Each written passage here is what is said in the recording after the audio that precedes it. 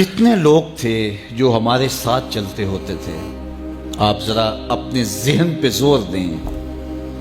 بچپن کے دوست، کلاس فیلوز، کاروباری ساتھی، گلی محلے کے لوگ، رشتہ دار، اعزاء و اقربا، آباء و اجداد، اور کتنے لوگ آپ کے مخالفین، معاندین، یہ ساری فہرست ذہن میں لائیں تو ایک دم خیال پڑتا ہے فلاں بھی چلا گیا، فلاں بھی چلا گیا۔ کوئی سال کے بعد اچانک کوئی بات یاد آتی ہے تو یاد آ جاتا ہے، کوئی 6 ماہ کے بعد یاد آتا ہے۔ کئی ایسے لوگ ہیں کہ سال ہا سال بعد یاد، ہاں وہ بھی ہوتا تھا۔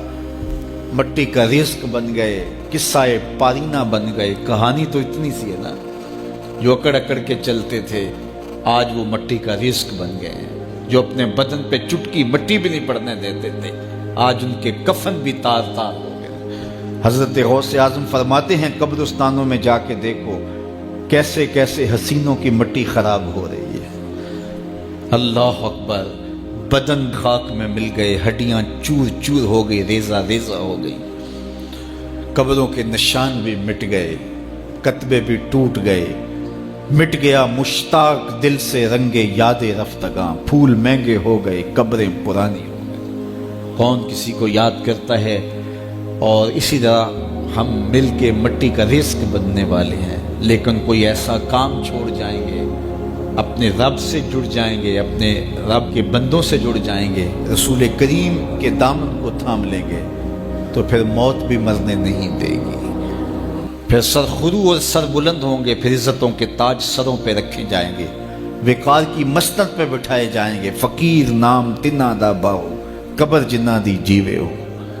پھر قبروں پہ بھی چراغاں ہوگا جب ہم ان سے جڑ جائیں گے۔ تو یہ مختصر زندگی کی تمام تر لطافتوں کے حصول کے ساتھ گزرنی چاہیے۔ کتنے نوجوان ہیں جنہوں نے اپنی توبہ کو مؤخر کیا تھا بڑھاپے کے لیے، اور آج قبرستانوں میں دفن ہیں۔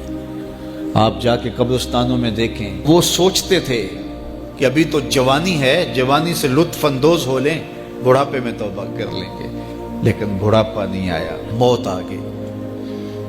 موت تو برحق ہے، یہ تو آ کے رہنی ہے، لیکن بڑھاپا لازمی نہیں ہے کہ ضروری آئے۔ حضرت امام غزالی نے ایک بڑی خوبصورت بات لکھی، فرماتے ہیں معاشرے میں نظر دوڑا کے دیکھو، زیادہ بچے ہیں، زیادہ جوان ہیں یا زیادہ بوڑھے ہیں؟ تو کہا آپ کو بچے زیادہ ملیں گے۔ ہر گھر میں دیکھ لیجئے، بچے زیادہ ہوں گے، جوان ان سے کم ہوں گے، بوڑھے ان سے کم ہوں گے۔ تو اگر بوڑھے تھوڑے ہیں، جوان زیادہ ہیں، تو غزالی فرماتے ہیں پھر بات سیدھی سیدھی ہے، بڑھاپے تک کوئی کوئی پہنچتا ہے، زیادہ جوانی میں چلے جاتے ہیں۔ اور کہا کہ اگر جوانوں سے بچے بھی زیادہ ہیں تو پھر اس کا مطلب بھی سیدھا سیدھا ہے کہ جوانی تک سارے نہیں پہنچتے، بہت بچپن میں چلے جاتے ہیں۔ غرہ کس پہ، ناز کس پہ، غرور کس پہ، تکبر کس پہ؟ تو یہ مختصر زندگی جو اللہ کی امانت ہے، اس کو اللہ کے نام پہ گزارو۔ جو بیت گئی وہ بیت گئی، وہ تو منہا ہو گئی زندگی سے۔ وہ مجھے رات سے کچھ لوگ میسج بھیج رہے ہیں، آپ کا پیدائش کا دن ہے، مبارک ہو، اللہ سب کو جزا دے۔ لیکن میں آج اپنی چھوٹی بیٹی کو بھی کہہ رہا تھا، وہ مجھے بولی کہ ابو آپ کو مبارک ہو۔ تو میں نے کہا کہ آپ ہاتھ اٹھا کے اللہ کی بارگاہ میں دعا کرو کہ اللہ آپ کے باپ کے 46 سال کے گناہ معاف کر دے۔ یہ تو زندگی گزر گئی ہے، 46 سال میرے ہاتھ سے نکل گئے ہیں، میں الٹا بھی لٹک جاؤں تو یہ میرے ہاتھ نہیں آ سکتے۔ اگر میں نے اچھے گزارے ہیں تو مجھے مبارک ہو، اگر قبول ہو گئے ہیں، اور اگر اچھے نہیں گزرے تو مجھے توبہ کرنی چاہیے، زندگی کی کوتاہیوں سے توبہ کرنی چاہیے۔ ہم سمجھتے ہیں ہم بڑے ہو رہے ہیں، حقیقت میں ہم چھوٹے ہو رہے ہیں۔ ہم اپنی زندگی کے اہداف طے کریں، زندگی کے مقاصد طے کریں، ساری زندگی اس کے گرد سفر کرنی چاہیے۔ کئی لوگ ساری زندگی گزار دیتے ہیں، ان کو ساری زندگی راستے نہیں ملتا کہ جانا کدھر ہے۔ وہ کیوں؟ وَأَضَلُّ السَّبِيلَ، اللہ فرماتا وہ بھٹکے ہوئے مسافر ہوتے ہیں۔